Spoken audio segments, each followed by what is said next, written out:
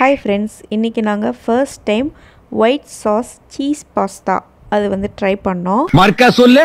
So இது வந்து எங்க friend வீட்ல நாங்க சாப்பிட்டப்போ ரொம்ப நல்லா இருந்துச்சு. சோ அவங்க கிட்ட தான் இந்த ரெசிபி கேட்டு பண்ணேன். இது ரொம்ப சிம்பிளா பண்ணிரலாம். எல்லாரையும் கொல்றதா இவன் முடிவு பண்ணிட்டான்ப்பா. ஃபர்ஸ்ட் நம்ம அதுக்கு பட்டர் கடாயில் போட்டு அதில் வந்து மைதா மாவு போட்டு கொஞ்சம் ஃப்ரை பண்ணணும்.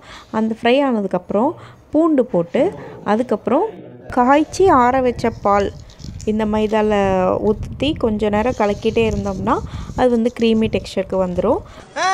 அதுக்கப்புறம் நம்ம ஆல்ரெடி உப்பும் எண்ணெயும் போட்டு வேக வச்ச பாஸ்தாவை வந்து எடுத்து வச்சுருக்கோம். அதை இதில் போட்டு கலக்கணும். கலந்தக்கப்புறம் நம்மக்கிட்ட சில்லி ஃப்ளேக்ஸ் இருந்துச்சுன்னா சில்லி ஃப்ளேக்ஸ் போடணும். ஆனால் கண்டிப்பாக போடணும். எங்களுக்கு வந்து அது ஓசியில் கிடச்சிது, அது போட்டோம். அப்புறம் இட்டாலியன் சீசனிங்கும் அதுவும் ஓசியில் தான் கிடச்சிது, அதுவும் போட்டோம். உங்கள் கிட்ட இட்டாலியன் சீசனிங் இருந்தால் போடுங்க, இல்லாட்டி பரவாயில்ல. ஆனால் சில்லி ஃப்ளேக்ஸ் கண்டிப்பாக போடணும். ஃபைனலாக இறக்கும்போது பெப்பர் போட்டு இறக்கணும். இதில் முக்கியமான விஷயம், சுட சுட செஞ்ச உடனே சாப்பிட்றணும். அது இல்லாட்டி ரொம்ப கெட்டியாகி சாப்பிட முடியாமல் போயிடும். ஸோ அதெல்லாம் போட்டு இந்த ஒயிட் சீஸ் பாஸ்தா வந்து எப்படி வந்துச்சு அப்படிங்கிறத நம்ம கேட்கலாம். நல்லாயிருக்கா?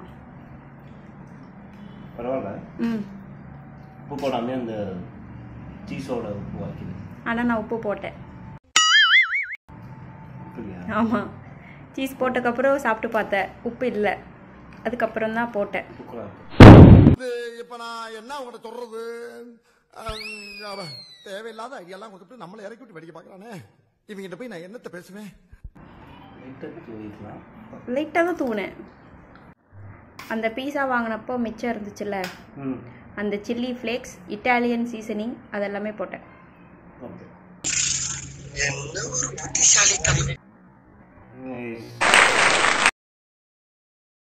முடியல.